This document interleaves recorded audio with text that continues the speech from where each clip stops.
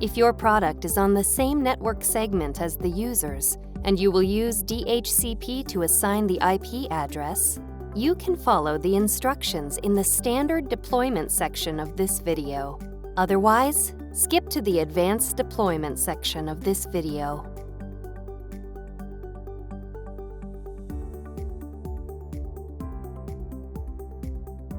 After you connect your product to the network, visit the Epson support site, then download and run your product's software package.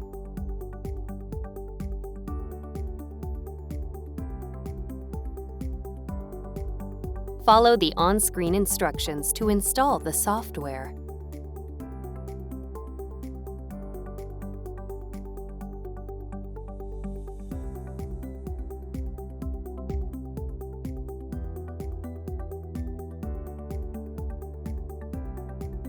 When you see this screen, select your printer from the list and click Next.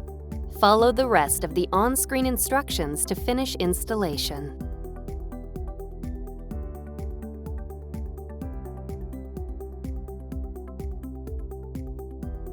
After you connect your product to the network, select Settings, General Settings, Network Settings, Advanced,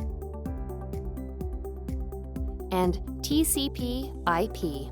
Set Obtain IP Address to Manual. Select the IP address field and enter the static IP address you want to use. Set the subnet mask, default gateway, and DNS settings as needed. Select Start Setup. Visit the Epson support site, then download and run your product's software package.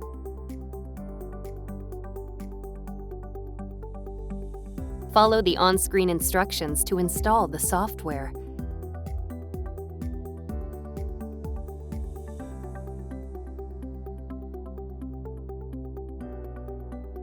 When you see this screen, click Advanced. Enter your product's IP address and click Next. Follow the rest of the on-screen instructions to finish installation.